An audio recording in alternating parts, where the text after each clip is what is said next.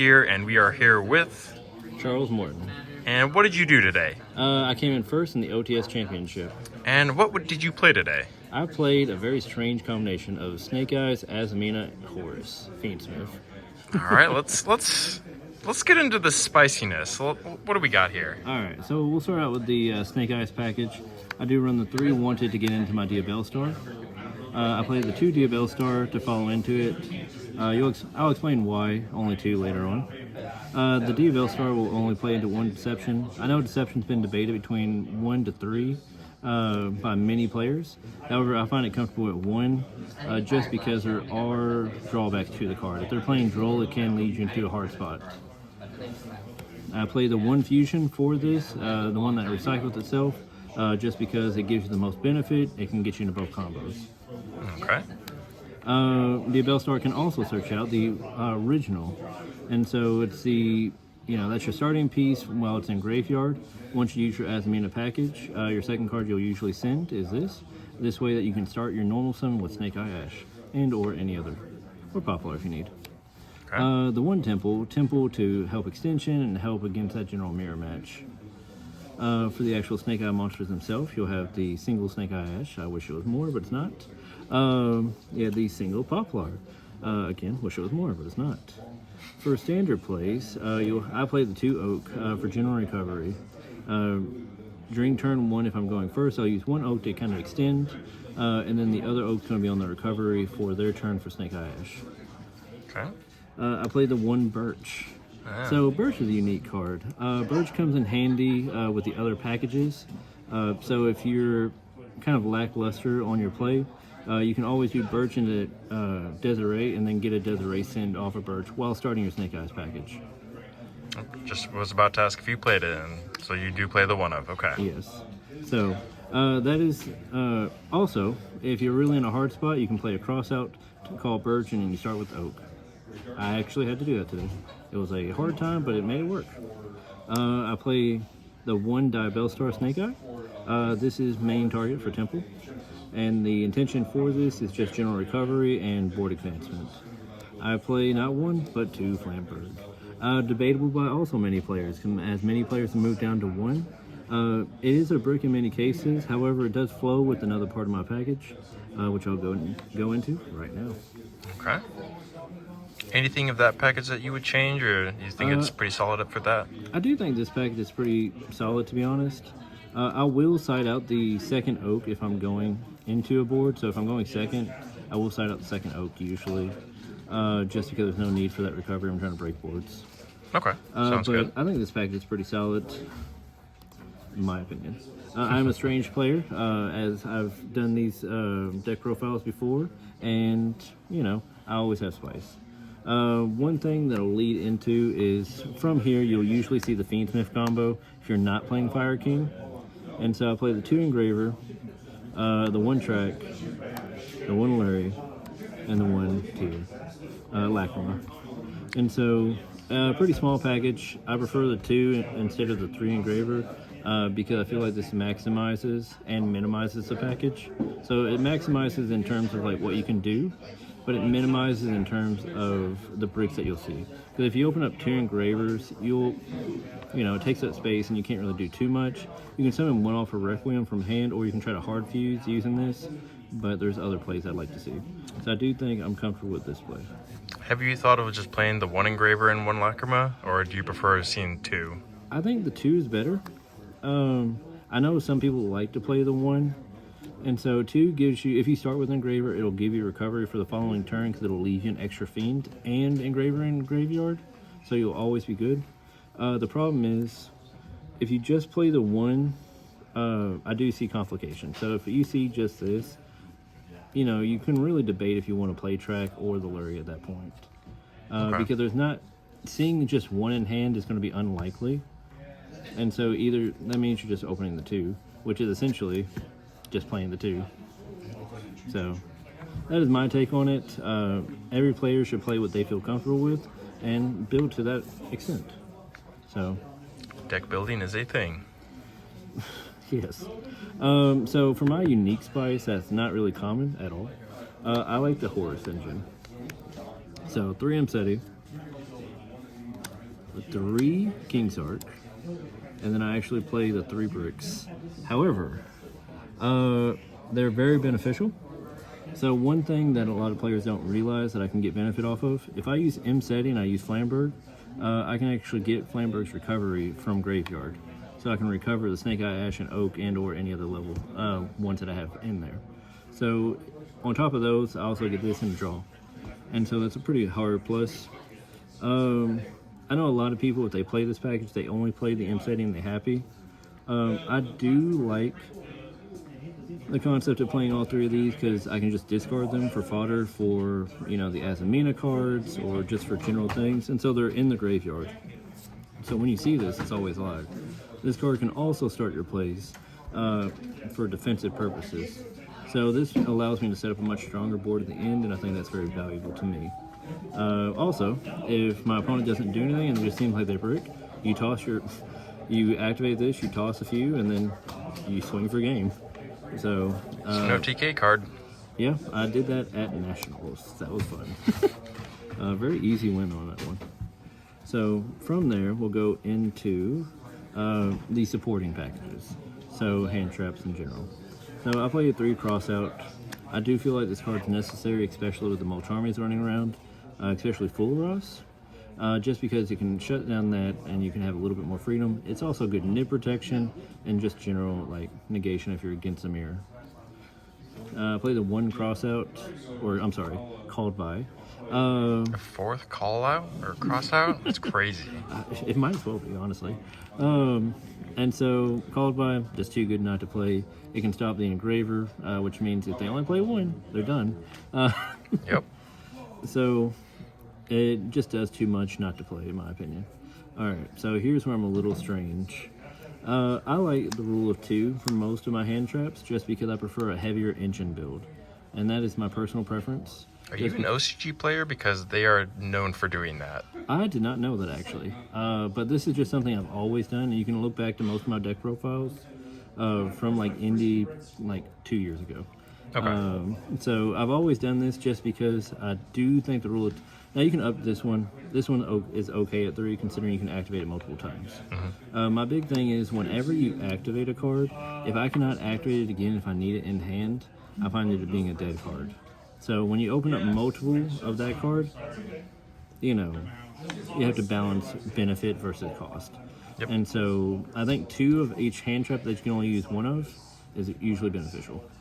For me, I played the 2 Fool Russ, and I was debating on putting in a 3rd. However, just didn't get time to put in a 3rd before the event. And so this card's just too good not to play. It's literally our max C. If you're going 2nd and you just happen to see this in your opening hand, your opponent either has to play hard into it or have to decide on how much they want to give you. Or they might be lucky and have an Ash or a called by. So it's also a good cross-out target if you're going first. So I played the 2 rocks. So this has came up today. It allowed me to, eliminate my opponent's entire play and make a lot of their back row useless. So I think the rock is still good as long as you can get out the negate, or if you can chain onto it with the imperm. And so that's personal preference. And then I also play 2 floodgates. One being skill drain, because my Horus package can play very well into it, and also my Snake Eyes package. I'm accustomed to playing into it, so I know exactly how to maneuver my cards to do so. If a player is not familiar, then they'll kind of fall flat. And then I play the 1 Tikaboo. Tikaboo also supporting the Horus package. I can send it off of my Snake Eyes cards if I need to get rid of it, or my OSS if I need to get rid of it. So I can remove it from field if I really need to, but in general, if I'm playing against Ubel, this shuts them off immediately. I will wait till they summon Lurie and just flip this, and then they pass. They can't do anything after that because they are all fiends. Correct. And so they can't do anything about going into SP as long as they don't have one of the monsters.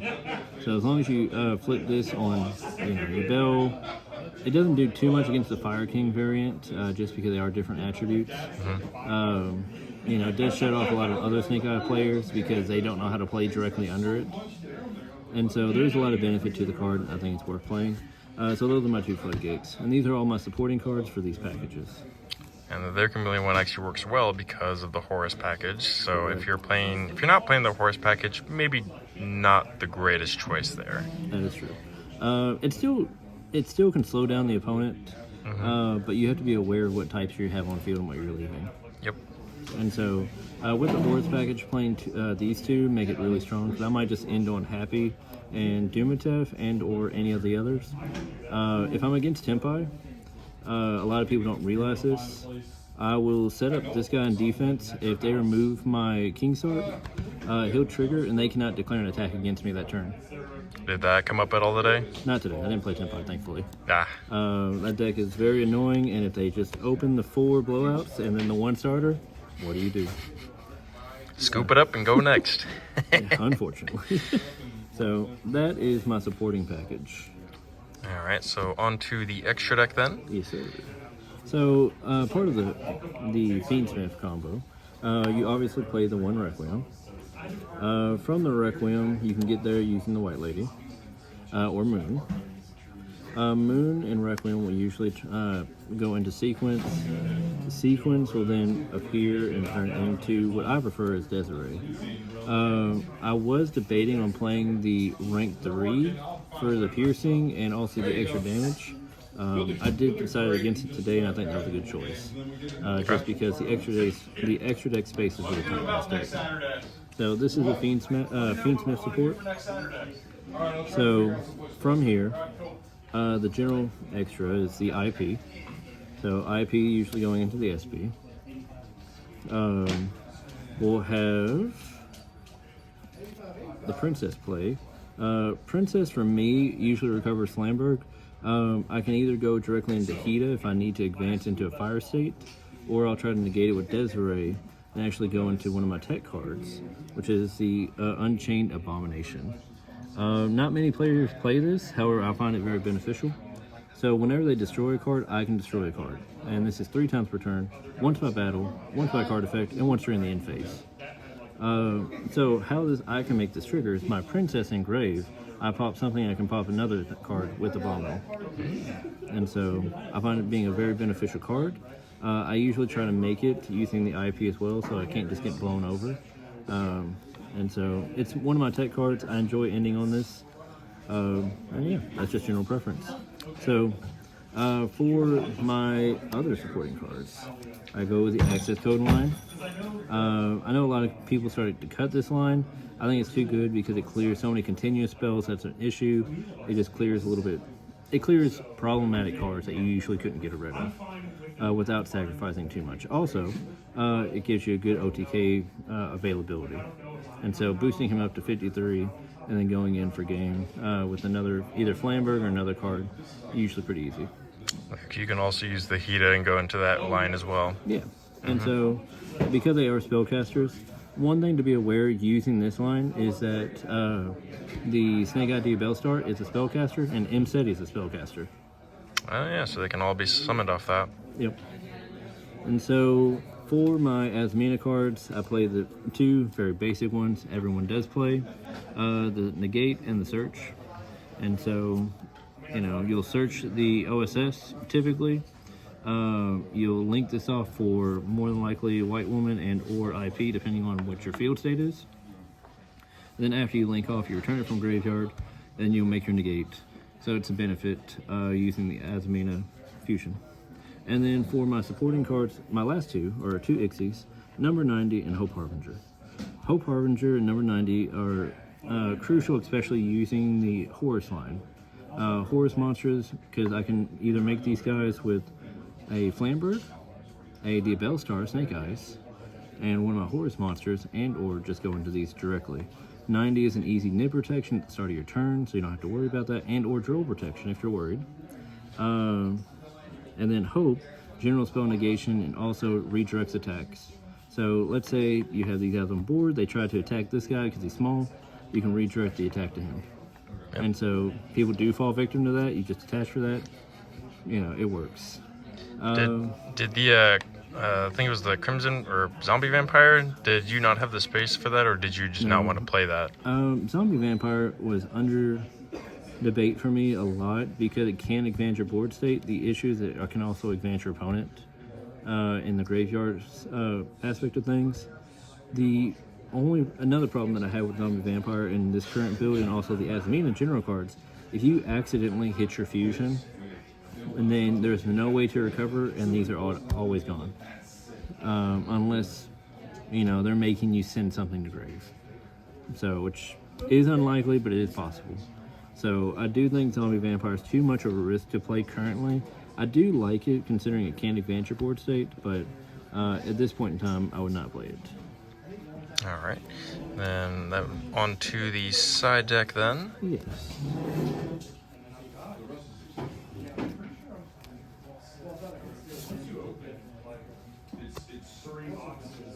So, for the side deck, I play the 3 Perulia, just because drawing in Maxi is amazing, especially going second. You'll get a large advantage. If you notice, most of my deck is gas, at least in comparison, and so this lets me get into that and actually can push through most boards.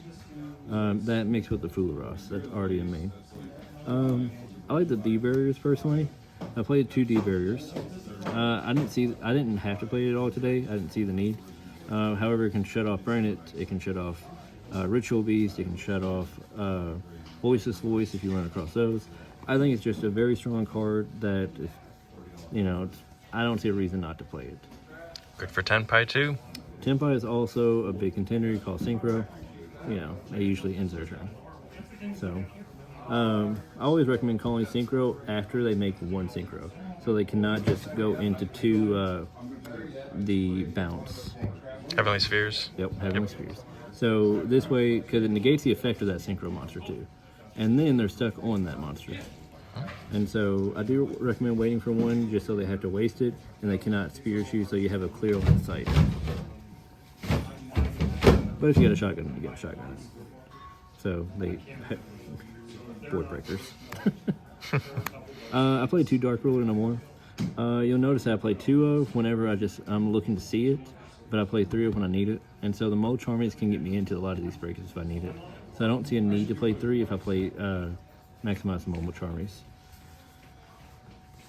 I do play the 2 Spooky Dogwood because sometimes your opponent likes to overextend, and if you get enough life points, you don't have to worry about it. Gives that extra turn survivability. Yes, because sometimes they just keep extending and they make a board. I've been boosted up to like 36,000 before off of 1 turn, and so then I can literally just see my hand. If I want to play it, I can just pass. There's not a very big combination that can actually kill you at that point. And then whenever they start to, because then they'll try to get more attack on board, and then they try to. Usually they forget about their negates and everything because they're just trying to kill you. And then you can just go off. I played the 1 Duster for trap-based decks. Didn't see it today, but, against Labyrinth. Against some Dynamorphia. Thankfully I didn't see it against Dynamorphia today, considering he was playing this very spicy card. I play 2 Cosmics. I play the 2 Evenlies. And I play my last spice card, it's Subversion. Subversion searchable off Poplar and or Witch. If you're starting into a board, it's a great set off of Witch if you have another extender to get you there, because some will stop Witch, some will wait till you will pay cost with something else. So if you set this and then you just activate it, target whatever you don't want to see, they have to respond. And so it can be a little rough if you're playing into Snake Eyes. If you're playing into anything else, Ritual Beast, Tenpai, Kashtira, just push back the most problematic thing, and they usually can't do anything about it. Ubel, it's great against Phantom Ubel. Yep, can't change those effects. Correct. So, all right. And if you was keeping count, you'll notice that I play a total of 45 cards in main and 15 for the extra. All right. And then, is there anything in the deck that you would change or modify? At the given state, I don't think so. It may change based on the new cards coming out during the next set. They're releasing in a few weeks. The Supreme Darkness, right? Yep. All right. And so for that set, I still have to toy with things to see what I'm comfortable with. And we'll see how it goes. But always deck build based on what you like, and, just play the game. don't follow everybody else. Yep. And any shoutouts before we wrap up? You know, I appreciate all the Lexington crew and the judge that we had today. He was a great guy. You know, just shout out to Lexington, Kentucky. Alrighty. Well, that was Charles with his Snake Eye Azamina Horus deck profile. All right, Dreadmaster YGO signing off.